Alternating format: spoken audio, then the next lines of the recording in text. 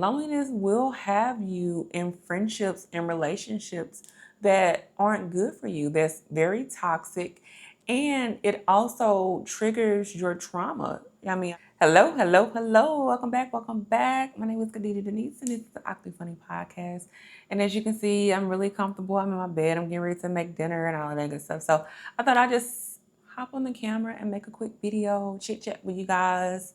I'm actually waiting on another podcast episode to upload. So I'm trying to be super productive this week. So yeah, I want to touch base with you all and just kind of,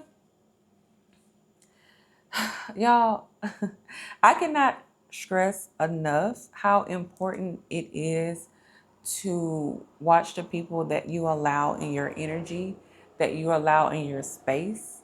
And I know we hear this all the time, but I really don't feel that we are taking heed to it. On the previous or the episode that I'm uploading now is more about loneliness. And loneliness will have you in friendships and relationships that aren't good for you, that's very toxic. And it also triggers your trauma. I mean, I know you hear people talk about trauma bonding all the time.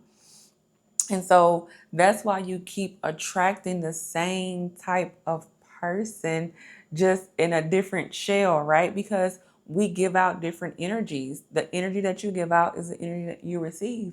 And it's not saying that you are a bad person. What that basically means is, or essentially, is that we need to do some healing, y'all. I mean, there's no other way around it, because when you meet someone and then you tell them all the things that someone did to you in the past, and the things that you're insecure about, but you really don't know these people. You don't know the intention that they have for you. It's very unfortunate that we have to be so defensive when it comes to our hearts, but if you don't protect it, who will, right? And so, I mean, even with family, I mean, right now, hopefully my family doesn't see this, but they don't, because they don't watch my podcast. Well, there you have it. Even with family, you have to keep things to yourself or love them from afar. I can 1000%, 1,000, 1,000, 1,000,000,000% say that there are still some things that I am resentful for, but I'm still working through that when it comes to my family, parents, all of that good stuff. And it's not for them, it's more so for myself. But it is a little bit difficult when you're what thugs say, how I'm gonna heal while I'm in the fire.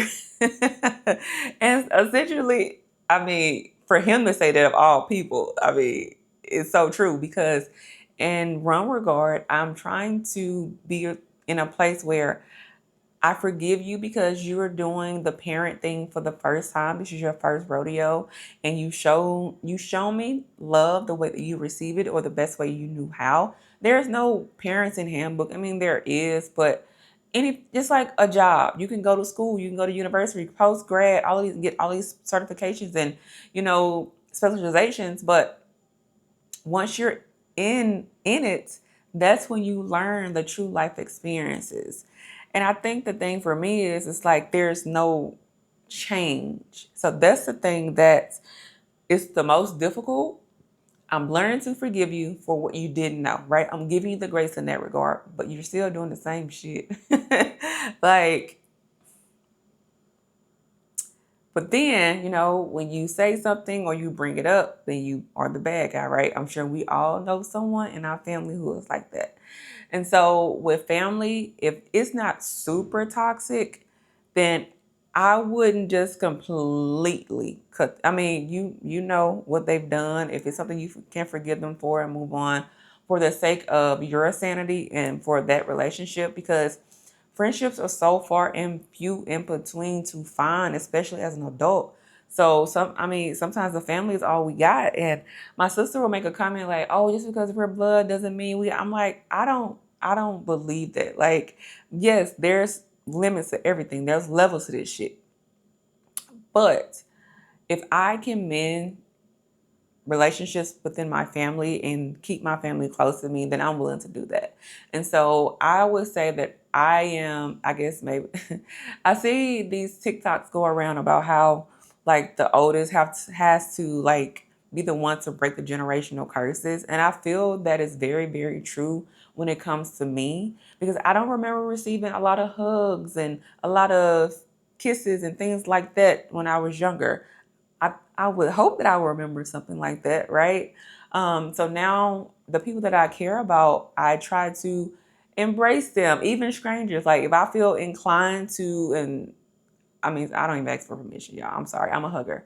And so I will hug strangers, and it's been instances where you can feel their energy and you can tell that they just needed a hug. Like we are living in a time and it's so scary. Suicide rates are through the roof.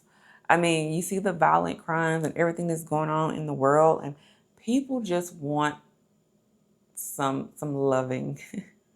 That's what it all, I mean, I just feel that love. I don't know, it sounds like super woo woo or super like, I don't know. My family say I'm the big baby of the family, but I just wish that people knew how to receive love and to give it. I honestly feel like that is the cure to all of the things that we're dealing with right now.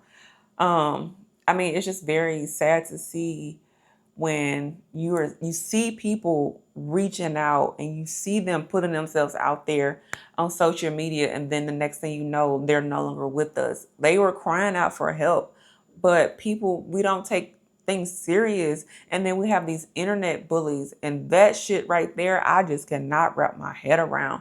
You literally have to type out a message, know that is mean. You are intending to be hurtful, or otherwise, why would you say it? Now, in the rare occasions where people may say something and it comes off offensive, and you're like, you know what? I apologize. If you call me out on it, I apologize. I didn't mean it that way. And if you tell me why, you don't even have to explain why you feel some type of way. See, the thing about it is, people are entitled to their feelings. They are valid in the way that they feel. You can't ever say, no. Let me rewind. I'm going too fast. I really hate when people say, if I made you feel some type of way, if I offended you. And I just said this, so I'm kind of biting myself in the foot. But y'all get what I'm saying. Like, if somebody calls me out on something and it made them feel a way, I'm sorry. I apologize. It's not, well, I didn't mean it that way. Da, da, da. I'm sorry. Simple, point blank, period. But what really gets on my nerves is when people give backhand as apologies. Well, if I made you feel some type of way, I'm sorry. You could have kept that shit. Like, you are not, right? And so you are always valid in your feelings, right? But don't y'all gotta have a better poker face when it comes to certain things. Like, stop letting things get to you, and you have to just lash out and let everybody know. But I digress. So the internet bullies, like, it's people who are putting themselves out there to be vulnerable because they don't feel like they have anyone else. Why do you think people post videos of themselves crying online? Because they want attention. Now, it is a little weird, of course, but social media has made us the less social than we've ever been. And I've been to the Facebook when the Facebook started, and the Black Planet and all of those things. I'm a millennial, so we've been through a lot, right? And so it wasn't even about like who had the best this or who had the best that. It was just posting pictures of our friends and our nights out and our little vacations or our road trip. That's what social media was intended for. But now it's a popularity contest. People are mean. You have to always look your best. Like right now, I'm like, okay, I just got up from a nap. I had to force myself because I was fasting today. And so my energy was like super trash. And it's not a religious fast. I know people like, you're not supposed to tell people. I can tell people what I want. I can do what I want. I'm grown. Ain't nobody gonna whoop my ass. Okay. And even if they do, I'm still gonna say what I want. Okay. But anywho, I said that to say, I'm like, well, I may look a little tired. I may look a little sleepy, but guess what? I gotta do the things that I gotta do because I know where I'm trying to go. I know where God is leading me.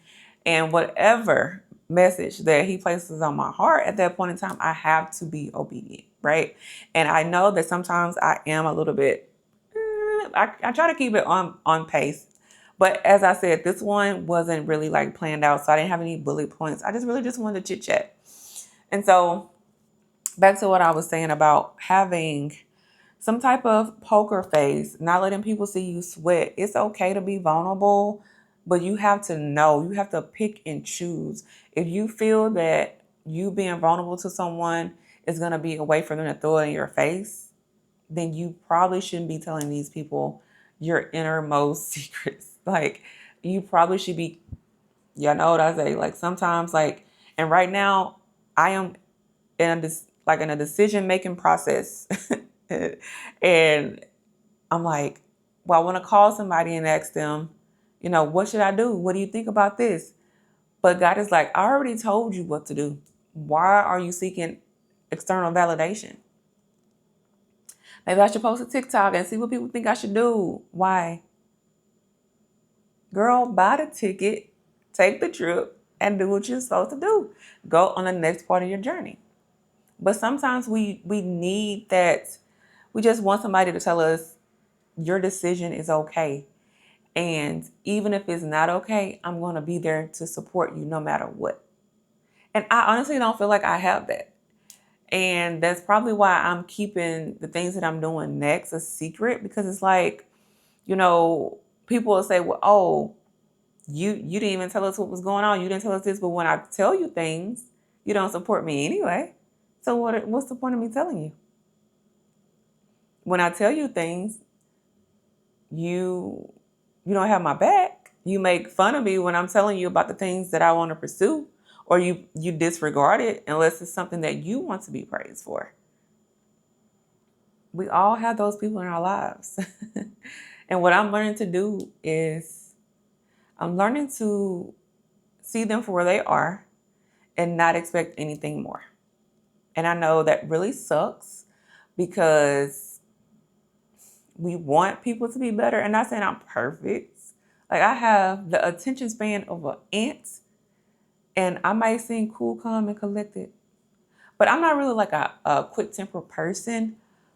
But once I'm like in my head, it's kind of no stopping me. So I'm getting better with like taking a day, talking to Chat GPT, writing it out in my journal, and just kind of going from there. But I'm really no nonsense, and my family is like, "Well, you're not approachable, okay?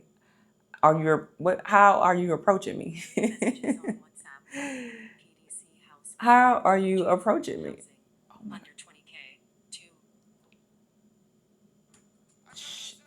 Okay. All right, y'all. I'm back. These metas, they were going crazy in my ear. I was like, all these notifications. And I'm telling y'all, when I get back from DR, I'm gonna have the gist is gonna be gisting, okay?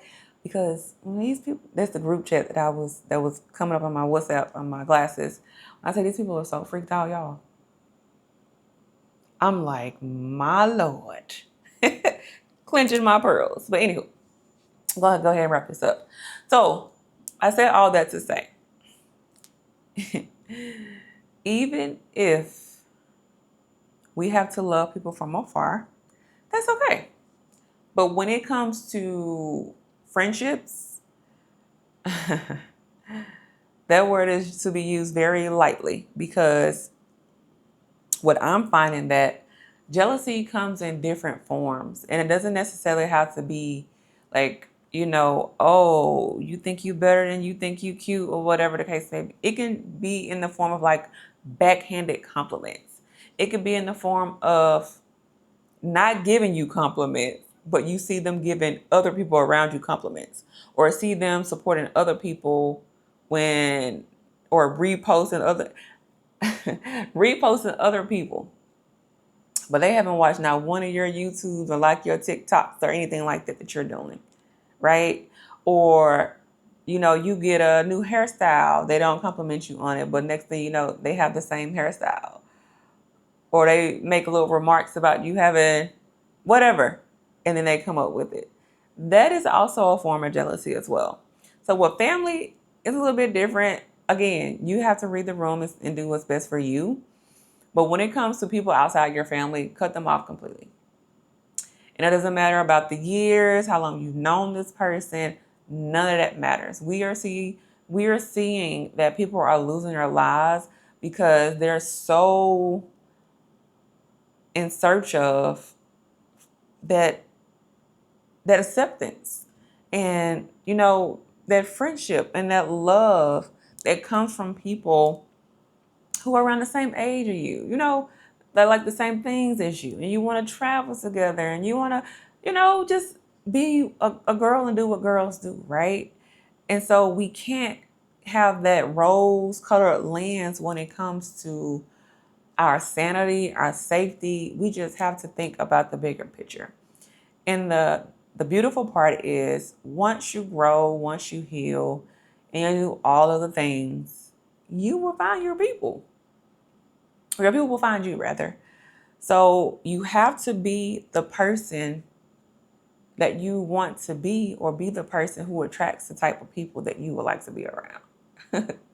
I think I said that correctly, right? Get out and start doing more things, putting yourself out there. Join travel groups, join meetups, meetup.com. Meetup is literally an app, Meetup. And of course, you have to be safe with that as well. But I actually started a meetup and somebody took over it because I just wasn't active as as an admin. But I forgot what it was called. But anywho, it was in Houston. And then I actually met some people. I actually met some clients that I did personal styling for when I was back in Texas. So, you can do things with those type of ladies, and the art shows, even if you travel to a different city, even more fun, right? You get to meet new people, you get to see new places, try some new food, meet some new men, because the men in your city ain't menin. They kind of like that everywhere, but it is what it is, right? And so I'm going to leave you with this.